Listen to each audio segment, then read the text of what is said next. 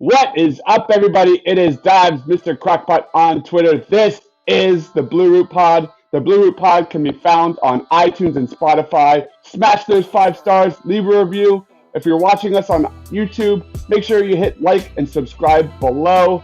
The Philadelphia Flyers defeated the Carolina Hurricanes last night 5-3 behind 2 goals behind captain Claude Giroux. The Flyers are currently 11-7-4. Let's bring in our guest for today's show. He is Tyson Quibell. Make sure you follow him on Twitter at Quibell Tyson. What up, man? How's it going? Dude, I just got done watching The Mandalorian Chapter 3. I just published my spoiler review. Dude, that show is absolutely crazy, man. Have you seen it yet? I have. I haven't watched the most recent episode, but I watched the first 2. I liked all the Christmas special Easter egg shout-outs in the first couple episodes. Yeah. Well, the nerd in me was happy. Oh, man. And Chapter 3 brings it, man. It's an action-heavy episode. I won't say anything more, though, but it continues to set the bar. Cool. Let's talk about the Philadelphia Flyers. The next time the Flyers will hit the ice will be this Saturday at 1 p.m. Eastern Time versus the Calgary Flames. When you look at the standings, man, the Flyers are 6-1-3 at home and 5-6-1 on the road. Why has it been so difficult for the Flyers to get the job done on the road? I mean, it's funny is this year I feel like is actually a pretty an exceptional year for a lot of teams struggling with that. I think for a lot of reasons, like it is always harder to get going on the road when you don't have the fans behind you and things like that. Sometimes it's also just telling of like a younger team or younger players on a team. But in the Flyers instance, like, I don't know for sure. I think that at least with Hart, especially, like goalie confidence sometimes is a little bit lower on the road. It can be a little bit harder psychologically to get your confidence back up. But that's a good question. I was watching the Maple Leafs game last night, and they have a similar road record as well, and just struggle on the road. And some analysts will say it has to do with even how guys sleep on the road ahead of time to game preparation. They don't have the same habits coming in. So that could be a part of it. But yeah, they definitely need to turn that around. That is not a good road record. For a city that's so used to Andy Reid, player coaches like Brett Brown, Andy Reid, Doug Peterson, talk a little bit about Alain Vigneault calling out the veterans on the Flyers the other day. That was pretty epic. What was your take on that? Yeah, I mean, that's what he does. He's a guy that gets a lot out of players the first 3 years, and then sometimes his message sours. But that's exactly why. He has absolutely no problem holding people accountable, not only to their faces, but to the media. And there's been times in the past where he wouldn't even talk to players and just go straight to the media. So he makes sure that what he desires and from each player and what he expects is not only known, but that the consequence will be he'll roast you in the media for it. So I think that, it depends on the team, honestly, how they respond. I think the Flyers have responded well so far. I think Giroux being a good leader, Couturier being a good leader, they have a strong leadership core in place, so I don't think that's going to phase them, but I think it is going to wake them up a little bit, which is good because even if in Vigneault's eyes they're not performing at peak, they're still not in a terrible position. They're still in a playoff position right now. Distinguishing the player and the contract, the player and the person was such a breath of fresh air, man. I loved it. I personally loved it. That was something we haven't seen from a coach in Philadelphia in a long, long time. Moving on, it begins and ends with Morgan Frost, who made his debut, played last night. What a start for Morgan Frost, who has 2 goals and 3 points in his first 2 games as a Flyer. Talk to me about what you've seen from Morgan Frost, man. Yeah, I think we've seen what we've seen for years. If anyone's followed kind of his game in the OHL, he is highly, highly skilled. He does really well in traffic. He tends to get a lot of points from the left side of the ice more than the right. At least that's been where he seems to be strongest. So, in that first game, that backhand goal was ridiculous. And just the way that he set that up, the assist to Giroux last night in close was ridiculous.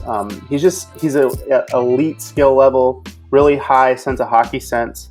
I was surprised that he didn't make the Flyers right out of camp. And I think that as I was reading from a bunch of guys yesterday, they're like, I don't think Morgan Frost can ever get sent down again. And I know it's only 2 games, but when you're looking that good, that just adds a whole other layer of offensive ability to the roster. I mean, even when Nolan Patrick comes back, whatever that looks like, if you even move Frost over to the wing for a bit, I mean, you could have 4 completely loaded skill lines that they can just roll out line after line after line and have something that a lot of other teams don't have the ability to. So, yeah, I mean, those are those 2 things that came out. He's just so slick with the puck, and he's unpredictable.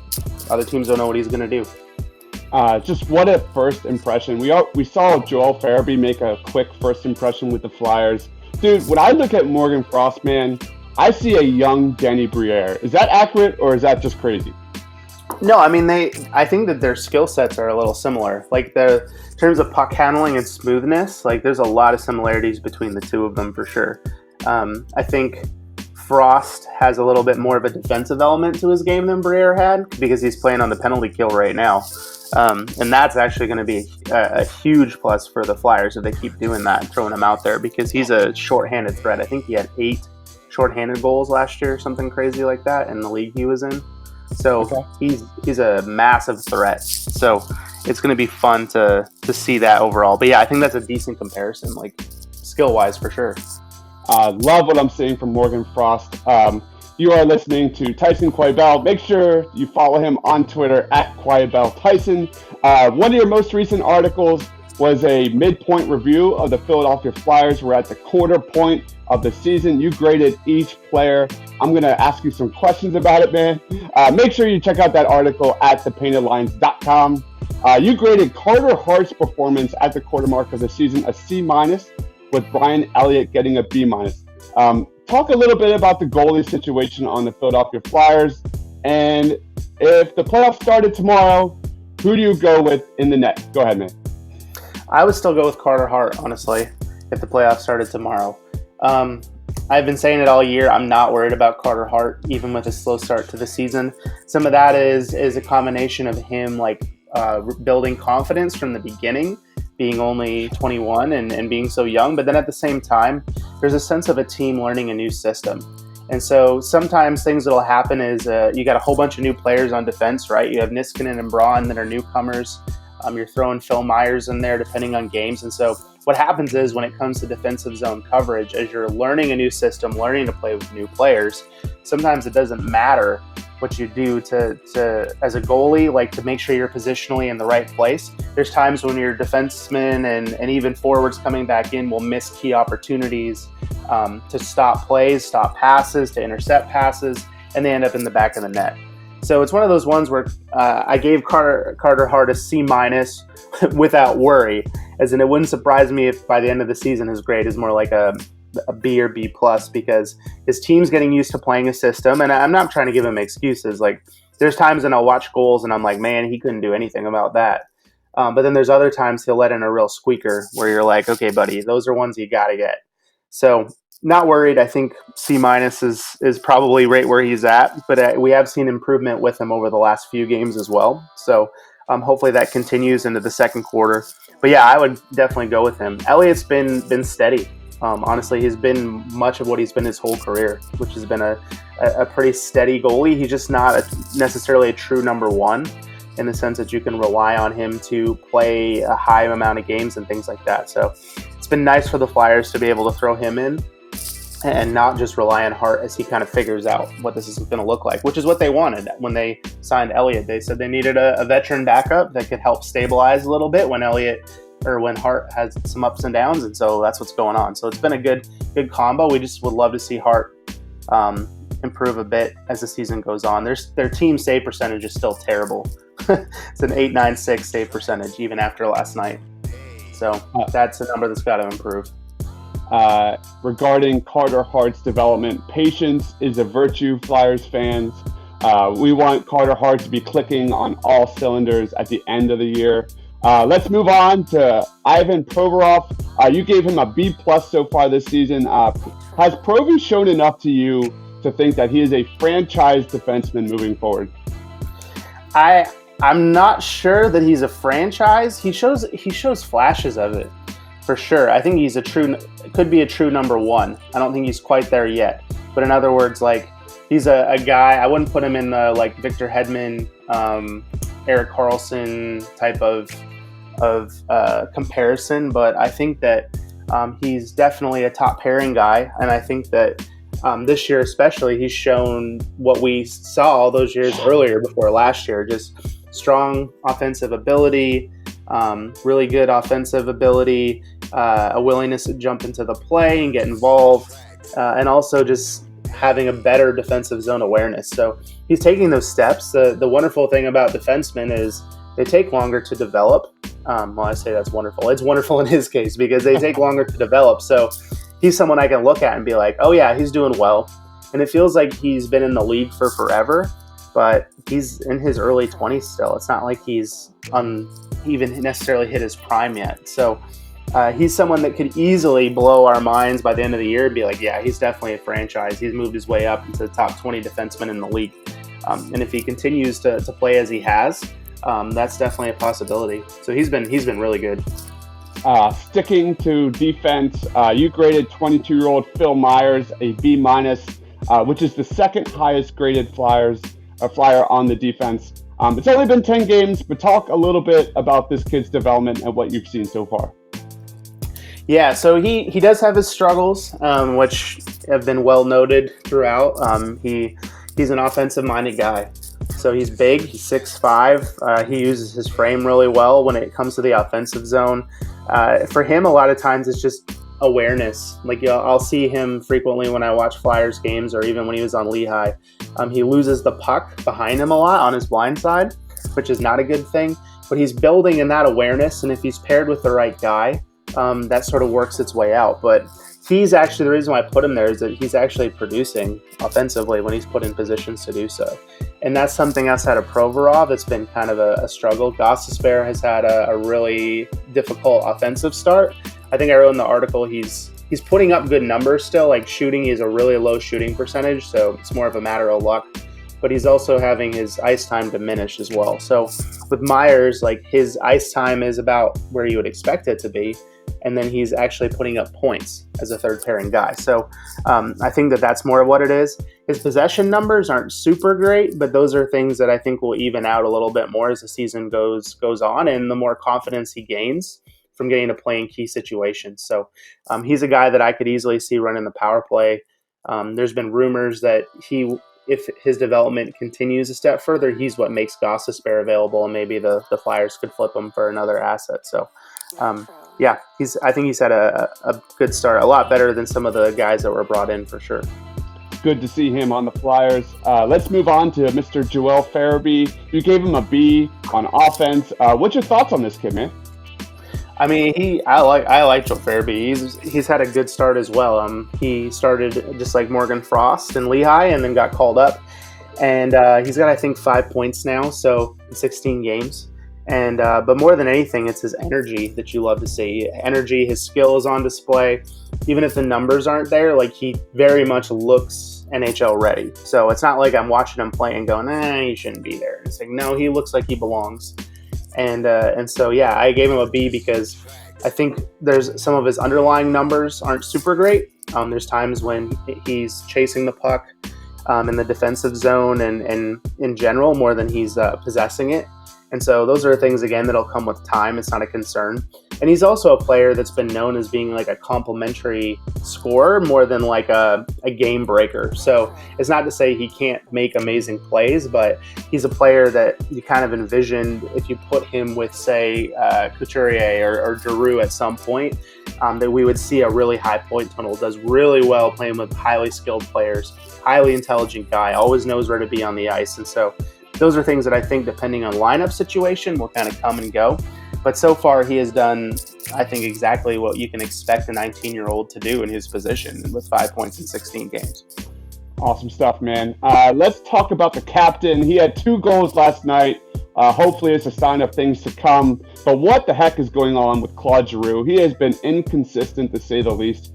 You gave him a C+ in your quarter review. How do the Flyers get him back on track? And get back to watching the Claude Giroux we're used to watching? I think like you just don't ever separate him from Couturier.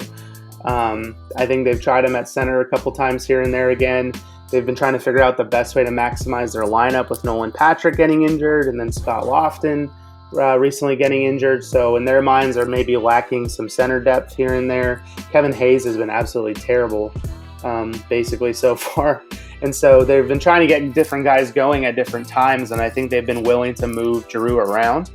But Couturier, top 10 center in the league. And it might sound weird knowing that his statistics aren't always like super, super high, his counting stats, but his underlying numbers are insane. Like I was looking at them when I did the review and I'm going, oh my goodness, like he is far and away better than any forward on the Flyers and in most in the league in terms of what he's able to do offensively and defensively with and without the puck. So for a guy like Giroux that's had a slower start, put him with Couturier all day long. Defensive game automatically gets boosted. Defensive and offensive game is automatically boosted. And he has the ability to play with someone consistently who he knows. And so I think just keeping that group, those two guys together for as long as possible in most situations will really get him going.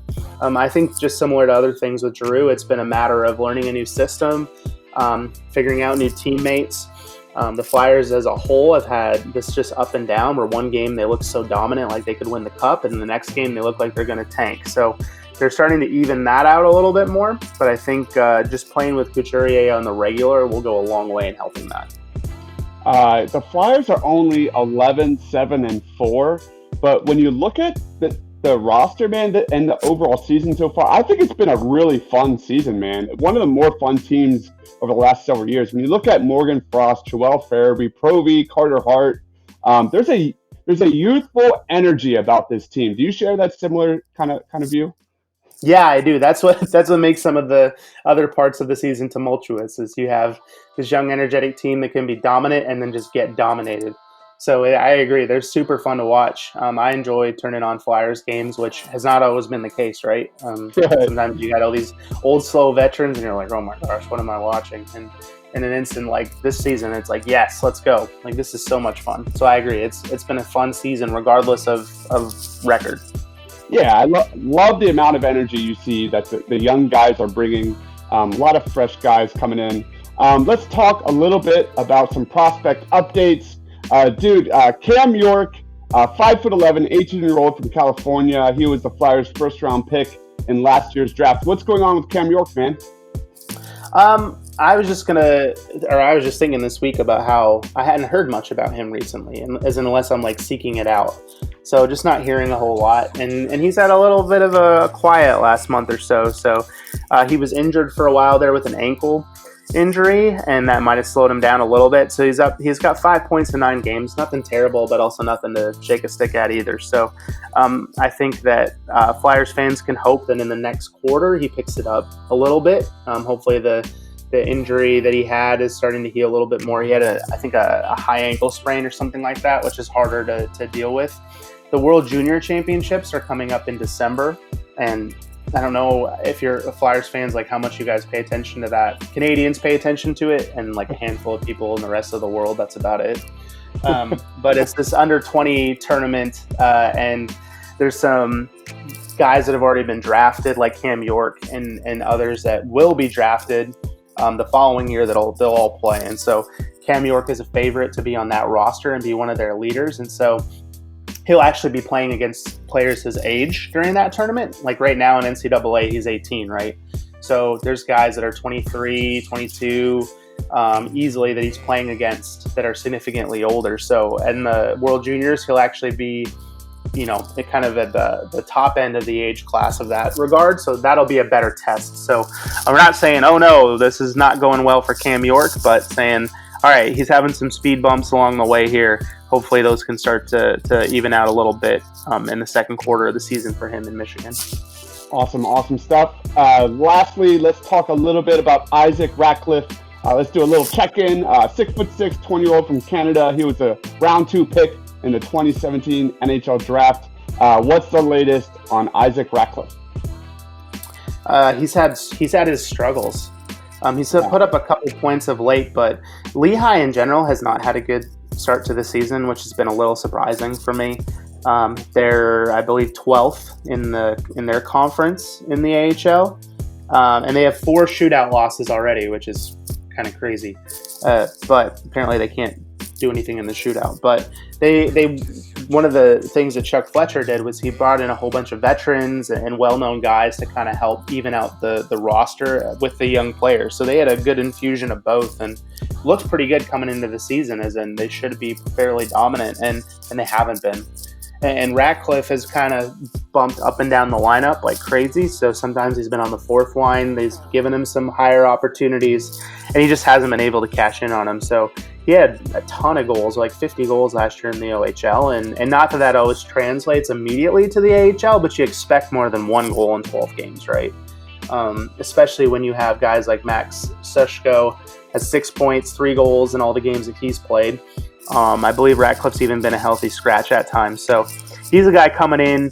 We were kind of looking at him and saying, man, he's probably going to do well in the AHL, being he is so big, less of a transition for size and strength. He already has that.